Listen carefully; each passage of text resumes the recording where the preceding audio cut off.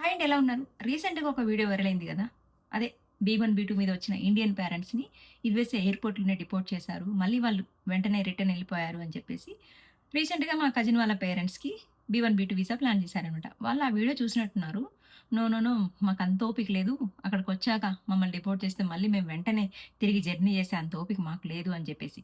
So, నాకేమైపోయిందంటే గనక అది information కంటే గూడా ఆ వీడియో ఇన్ఫర్మేషన్ కంటే కూడా ఫియర్ ఎక్కువ వైరల్ అయింది అని చెప్పేసి. చాలా మంది పేరెంట్స్ భయపడుతున్నారు. మేము రాము. మళ్ళీ డిపోర్ట్ చేస్తే గనక మళ్ళీ వెంటనే మేము అంత దూరం రాలేము అని చెప్పేసి. సో, ఇది భయపెట్టే వీడియో అయితే కాదు. సో, నేను వాళ్ళకి చెప్పొచ్చు ఫోన్‌లో. సో, ఇలా చెప్తే అందరికి యూజ్ అవుతుందని చెప్పేసి తీస్తున్నాననమాట. పాయింట్‌కెళ్ళిపోదాం.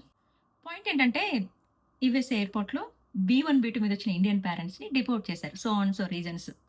వాళ్ళు మళ్ళీ రిటర్న్ అవ్వాల్సొచ్చింది. సో, ఒక ఇన్సిడెన్స్ అయితే జరిగింది. ఆ ఇన్సిడెన్స్ వైరల్ అయిపోయింది. చాలా మంది వీడియో రిలీజ్ చేశారు. వీడియోలో ఏంటంటే చాలా మంది ఇన్ఫర్మేషన్ ఇచ్చారు. బీ1, బీ2 మీద వచ్చేవాళ్ళు సో అండ్ సో క్యారీ చేయాలి. సో అండ్ సో క్యారీ చేయకూడదు అని చెప్పేసి. కొంతమంది పేరెంట్స్ మాత్రం అందులో వైరల్ అయిన వీడియోలో మాత్రం ఫియర్ మాత్రమే చూసారు. అయ్యో! మేము రాము. ఇప్పుడు విజా చేస్తామన్నా కూడా వద్దొద్దు అంత దూరం వచ్చి మేము మళ్ళీ రిటర్న్ అయ్యే ఓపిక మాకు లేదు అని చెప్పేసి. ఆ ఇన్సిడెన్స్ జరిగింది, వైరల్ అయింది ఓకే. బట్ రోజు జెన్యూన్‌గా వచ్చి వెళ్తున్న పేరెంట్స్ గురించి కూడా మనం మాట్లాడుకోవాలి గదా! కొంతమంది షేర్ చేసేస్తున్నారు. కాకపోతే జనాలెట్లా అంటే, అందరు పేరెంట్స్ ఎడ్యుకేటెడ్ కాదు గదా! కొంతమంది పేరెంట్స్ అన్‌ఎడ్యుకేటెడ్ అయ్యుంటారు గదా! వాళ్ళ గురించి పర్టిక్యులర్‌గా ఇది అవేర్‌నెస్ వీడియో మాత్రమే. అందుకే నేను చేస్తున్నానిది. ఎందుకంటే ట్రూత్ ఏంటంటే, అందరూ డిపోర్ట్ చేయడం లేదు. అందరూ డిపోర్ట్ అవ్వడం లేదు. కొన్ని సెక్యూరిటీ రీజన్స్ అనమాట. అంటే ఇంతకుముందు నడిచింది ఎలాగోలాగా బట్టల్లో పెట్టేసుకొని సంథింగ్ ఏదైతే తేకూడదనుకున్నామో తెచ్చి గూడా కొన్ని ప్రూవ్ చేశామనమాట. బట్ ఇప్పుడు అలా నడుస్తలేదు. ట్రంప్ గవర్నమెంట్ వచ్చినప్పటి నుంచి సెక్యూరిటీ రీజన్స్ కొంచెం ఎక్కువైపోయాయన్నమాట. దానివల్ల ఏం జరుగుతుందంటే కంపల్సరీ చెకింగ్ అనేది సీరియస్‌గా ఉంటది గదా! దానివల్ల వాళ్ళు అడిగే క్వెషన్స్ కానీ, వాళ్ళు తెచ్చే థింగ్స్ కానీ అన్నీ దాని బేస్డే ఉంటది. అంతేగాని వచ్చిన ప్రతి ఒక్క పేరెంట్స్ డిపోర్ట్ చేస్తున్నారు అని మాత్రం గాదనమాట ఇందులో. కొన్ని మిస్టేక్స్ వల్ల సెక్యూరిటీ స్ట్రిక్ట్ అయిపోయింది. ముఖ్యంగా చూసుకుంటే over stay, unauthorised work, confusing explanations, wrong answers, rules violate చేయడం ఇవన్నీ కూడా అంటే ఇలాంటివి ఆఫీసర్స్ సీరియస్‌గా తీసుకుంటున్నారని మనకి ఇప్పుడు గాదు. గత కొన్ని రోజులుగా తెలుస్తుందనమాట. సో, ఎవరైతే బీ1, బీ2 మీద పేరెంట్స్ యూఎస్ వస్తున్నారో వాళ్ళు తెలుసుకోవాల్సిన విషయాలు చాలా ఉన్నాయనమాట. కొంతమంది పేరెంట్స్ తెలుసుకోలేరు గదా! వాళ్ళు అన్‌ఎడ్యుకేటెడ్ అయ్యుంటారు కదా! వాళ్ళకి ఎవరైతే వీసా ప్రాసెస్ చేస్తున్నారో వాళ్ళు సో అండ్ సో ఇవి తేవాలి, ఇవి తేకూడదు. ఇంటర్వ్యూలో ఏ క్వెషన్స్ అడుగుతారు. మీ తరపున డాక్యుమెంట్స్ ఏవైతే ఉన్నాయో అన్నీ వాళ్ళకి ప్రాపర్‌గా పంపించి అవి ప్రింట్ తీసుకొని ఖచ్చితంగా అంటే మీరు గైడెన్స్ ఇవ్వాల్సిన సిట్యుయేషన్ అయితే ఉంది కొంతమందికి. కొంతమందికి తెలీదు కదా! మీరేది చెప్తే వాళ్ళు అది చేస్తారు. సో, మన బాధ్యత అనమాట అది. ఫస్ట్ థింగ్ ఏందంటే చాలా మందొచ్చారు ఈ మధ్య. మీకు అందరూ వినే ఉంటారు. యూఎస్ఏలో పెళ్ళిళ్ళ మోత మోగిందనమాట. చాలా మందొచ్చారు. ఇద్దరు, ముగ్గురు పేరెంట్స్‌ని కూడా ఎంక్వైరీ చేశాను. కాకపోతే ఒకటే కామన్ కొన్నుంటాయనమాట. మనం ఒక్కోసారి అనుకుంటాం, మన డాక్యుమెంట్స్ కరెక్ట్‌గా ఉన్నాయి కదా! ఎందుకు ఫెయిల్ అయింది అని చెప్పేసి. రీజన్ ఏంటంటే ఇమిగ్రేషన్ ఆఫీసర్స్ అడుగుతారు కదా! వాళ్ళు అడిగిన దానికి స్ట్రెయిట్‌గా క్వెషన్ టు క్వెషన్ ఉండకుండా క్వెషన్ టు ఆన్సర్ ఉండాలి. అలా కాకుండా కొంతమంది ఇప్పుడు వీఆర్ విజిటింగ్ యూఎస్ఏ అంటే గనక straight answer to visit my son or daughter. అలా కాకుండా సమ్‌టైమ్స్ ఎలా జరుగుతుందంటే గనక కొంతమంది టెన్షన్‌లో వాళ్ళకి తెలీదు కదా పాపం. మా బాబు ఒక్కడే మేము హెల్ప్ చేస్తాము. బేబీ సిట్టింగ్ చేస్తాము. కొన్ని మంత్స్ ఉంటాము. అని చెప్పి అన్నెసెసరీగా ఎక్స్‌ప్లెయిన్ చేస్తారు. వాళ్ళు మంచిగా ఎక్స్‌ప్లెయిన్ చేసామనుకుంటాం. బట్ ఇవే సమ్‌టైమ్స్ నెగెటివ్ ఇంప్రెషన్ క్రియేట్ చేస్తాయి. అది కాకుండా వాళ్ళేదైతే క్వెషన్స్ అడిగారో దానికి మాత్రమే ఆన్సర్ ఇవ్వాలి. సెకండ్ థింగ్ ఎవరైతే పేరెంట్స్ వస్తున్నారో వాళ్ళ దగ్గర compulsory return ticket, address, phone numbers, child visa details ఇవన్నీ క్లియర్‌గా ఉండాలి. చాలా మంది రిటర్న్ టికెట్ చేయరు. మనం యూఎస్ఏ వస్తున్నాం అంటే మళ్ళీ రిటర్న్ టికెట్ కూడా కన్ఫర్మ్ ఉండాలి.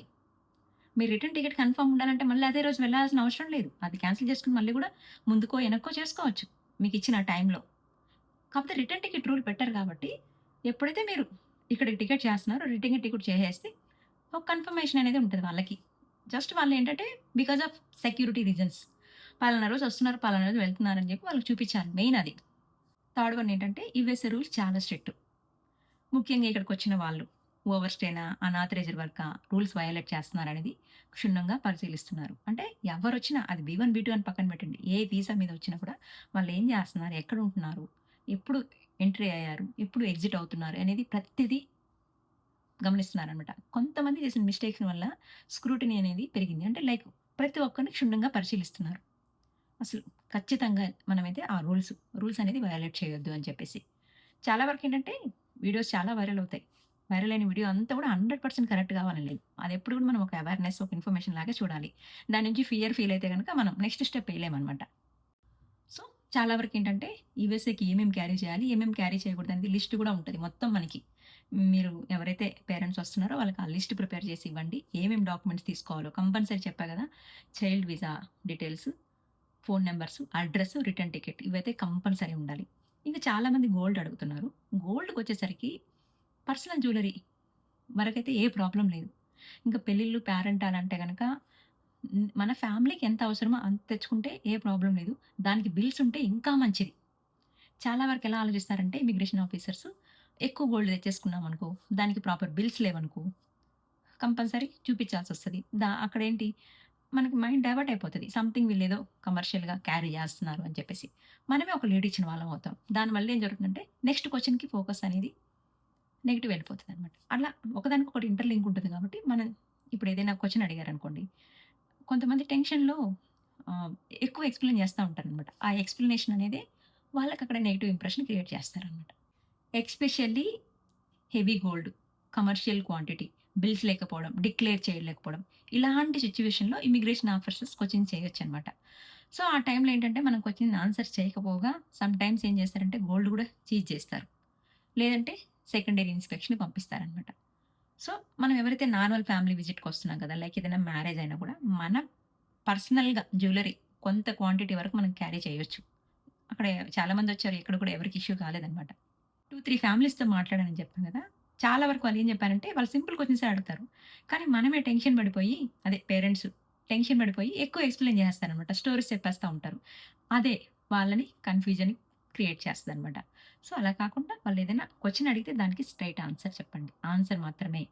ఒకవేళ మీకు ఆ లాంగ్వేజ్ అర్థం గాకపోతే పక్కన ట్రాన్స్‌లేటర్స్ ఉంటారు. వాళ్ళ హెల్ప్ కూడా తీసుకోవచ్చు మనం. సో, ఒకటే చెప్తాను. యూఎస్ఏ అనగానే పాపం ఒకప్పుడు వచ్చేవాళ్ళు. ఇప్పుడు యూఎస్ఏ అంటే భయపడిపోతున్నారు. ఫియర్ పడాల్సిన అవసరం లేదు. ప్రాపర్ డాక్యుమెంటేషన్, ప్రాపర్ గైడెన్స్ ఉంటే సో, ఎవరు కంగారు పడాల్సిన అవసరం లేదు. ఫైనల్‌గా మా పేరెంట్స్, మా కజిన్ పేరెంట్స్‌తో పాటు అందరి పేరెంట్స్‌కి చెప్తున్నా. యూఎస్ఏ రూల్స్‌ని రెస్పెక్ట్ చేయాలి. లా ఆఫ్ ద ల్యాండ్‌ని ఫాలో అవ్వాలి. ప్రిపరేషన్‌తో ట్రావెల్ చేయాలి. అంతే. ఇక్కడ ఏం లేదు. Thanks for watching. See you in the next video. Video నచ్చితే లైక్ చేయండి.